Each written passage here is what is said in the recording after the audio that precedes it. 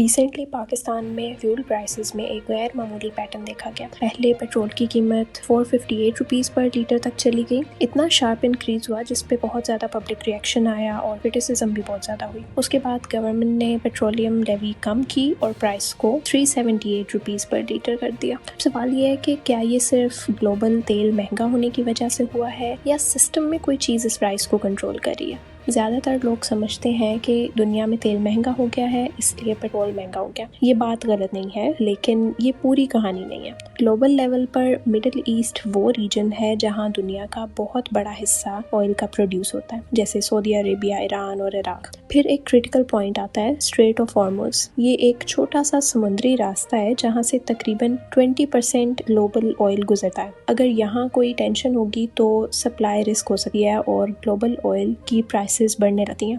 पाकिस्तान जैसे मुल्क जो अपनी ऑयल की ज़रूरत का 80% से ज़्यादा इंपोर्ट करता है, वहाँ ये इम्पैक्ट डायरेक्टली फील होता है। यहाँ तक स्टोरी सिंपल है। अब गवर्नमेंट का पॉइंट ऑफ व्यू देखते हैं। गवर्नमेंट के मुताबिक ग्लोबल प्राइसेस बढ़ी तो इम्पोर्ट महंगी हो गई और जब इम्पोर्ट महंगी हुई तो लोकल प्राइस भी बढ़ गई। फिर जब आवाम की तरफ से प्रेशर आया तो गवर्नमेंट टैक्स कम करके रिलीफ देती है, यानी प्राइस को ऊपर भी सिस्टम लेके जाता है और नीचे भी सिस्टम ही लेके आता है। लेकिन असल बात ये है कि आप जो पेट्रोल का प्राइस पे करते हैं वो सिर्फ ऑयल की प्राइस नहीं होती, उसमें ट्रांसपोर्ट, डिस्ट्रीब्यूशन और कंपनी मार्जिन्स भी शामिल होते हैं। और सबसे बड़ा फैक्टर होता है टैक्सेस का। पाकिस्तान में पेट्रोल की फाइनल प्राइस का 30 to 40% हिस्सा टैक्सेस का होता है, यानी आप जो पैसा देते हैं उसका बड़ा हिस्सा फ्यूल की बजाय सिस्टम को जा रहा होता है। तो अब असल सवाल ये है कि पेट्रोल महंगा क्यों हुआ, या ये है कि पेट्रोल इतना महंगा फील क्यों होता है।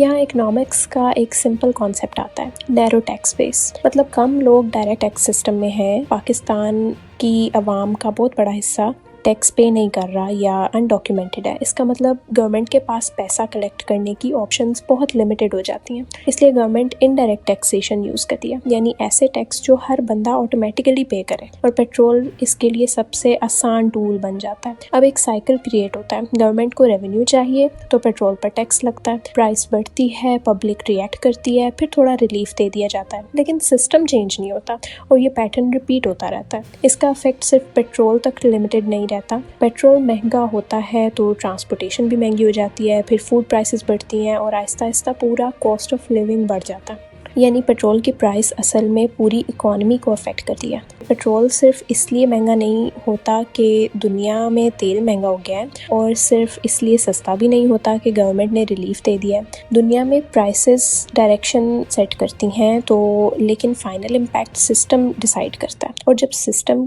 का बेस इनडायरेक्ट टैक्सेशन पे हो तो हर ग्लोबल क्राइसिस सीधा आवाम तक ट्रांसफ़र हो जाती है। तो सवाल ये नहीं है कि प्राइस क्यों बदली, असल सवाल ये है कि हमारा सिस्टम ऐसा क्यों है कि दुनिया में होने वाली हर चीज़ का बर्डन आखिर आवाम तक आ जाता है।